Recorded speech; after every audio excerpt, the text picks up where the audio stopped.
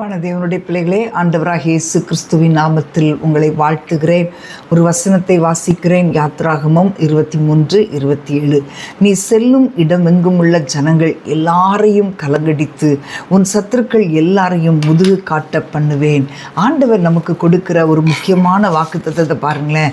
உன் சத்துருக்கள் எல்லாரையும் நான் கலங்கடிப்பேன் என்று சொல்லி ஆண்டவர் நமக்கு வாக்கு பண்ணுகிறார். அன்றைக்கு இஸ்ரவேல் ஜனங்கள் வரும்போது வெளியே எகிப்தை விட்டு வெளியே வரும்போது பார்வோனுடைய சேனைகள் அந்த செங்கடலுக்கு முன்பாக அவர்களை துரத்தி கொண்டு வரும்போது ஆண்டவர் அந்த எகிப்தின் சேனையை பார்த்தாராம். அந்த அக்னியும் மேகமான அந்த ஸ்தம்பத்தில் இருந்து கர்த்தர் எகிப்தியரை பார்த்து அவர்களை கலங்கடித்தாராம். அவர்களுடைய சேனையை கலங்கடித்தாராம்.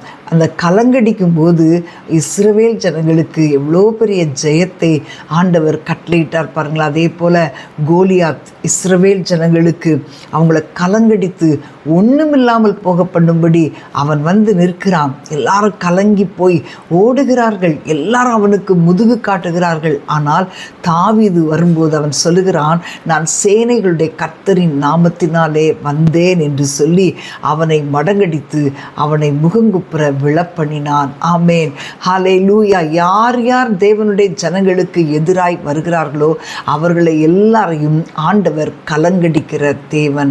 இன்றைக்கு நம்ம நிறைய காரியங்களை பார்த்து கலங்கி கொண்டிருக்கிறோம். ஆனால் கர்த்தர் அவைகளை கலங்கடிக்க பண்ணுவாராம். அசீரியா ராஜா எசேக்கியாவுக்கு விரோதமாய் எழும்பி வரும்போது ஆண்டவரை நோக்கி பார்த்து அவன் வானத்தை நோக்கி அபயமிடும்போது கர்த்தருடைய தூதனை கர்த்தர் அனுப்பி அந்த சேனைகளை ஆண்டவர் கலங்கடித்தார். ஆமேன். இஸ்ரவேல் ஜனங்களுக்கு விரோதமாய் வருகிற ஒவ்வொருவரையும் ஆண்டவர் கலங்கடிக்கிற தேவன். ஆமேன். எஸ்தர் உடைய நாட்களில் நீங்கள் பார்த்தீங்கன்னா யூதர்களை கலங்கடிக்கும்படி ஆமான் பலவிதமான காரியங்களை செய்தான். ஆனால் எஸ்தரும் மொர்தெக்காயும் திறப்பிலே நின்று ராஜாவின் சமூகத்திலே நின்றபடியினால் அன்றைக்கு அந்த கலங்கடித்த ஆமானை கர்த்தர் கலங்க பண்ணினாரே ஒழிய இஸ்ரவேல் ஜனங்களை மகிழ்ந்து களி கூற பண்ணினார். சூசான் நகரம் மகிழ்ந்திருந்தது. களிப்பு மகிழ்ச்சி அந்த தேசத்திலே உண்டானது. அன்பான தேவனுடைய பிள்ளைகளே, இன்றைக்கு நீங்கள் பல காரியங்களை குறித்து கலங்கி கொண்டிருக்கலாம். இன்றைக்கு உங்களுடைய சூழ்நிலைகளை பார்த்து நீங்கள் கலங்கி கொண்டிருக்கலாம். உங்களுக்கு விரோதமாய் பேசுகிறவர்களை பார்த்து நீங்கள் கலங்கி கொண்டிருக்கலாம்.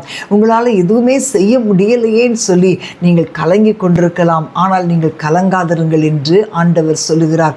ஏனென்றால் ஆண்டவர் நமக்கு வாக்கு பண்ணியிருக்கிறார், உங்கள் சத்துருக்களை நான் கலங்கடித்து முதுகு காட்ட பண்ணுவேன் என்று சொல்லி ஆண்டவர் வாக்கு கொடுத்திருக்கிறார். நீங்கள் நம்புங்க, கர்த்தர் உங்களுடைய வாழ்க்கையிலே காரியங்கள் எல்லாம் மாறுதலாய் முடிய பண்ணுவார். நாம் ஜெபிப்போமா? அன்பின் ஆண்டவரே, ஸ்தோத்தரிக்கிறோம் தகப்பனே. ஆண்டவரே, நீர் எங்களுக்கு கொடுத்திருக்கிற இந்த நல்ல வார்த்தைக்காக ஸ்தோத்திரம்.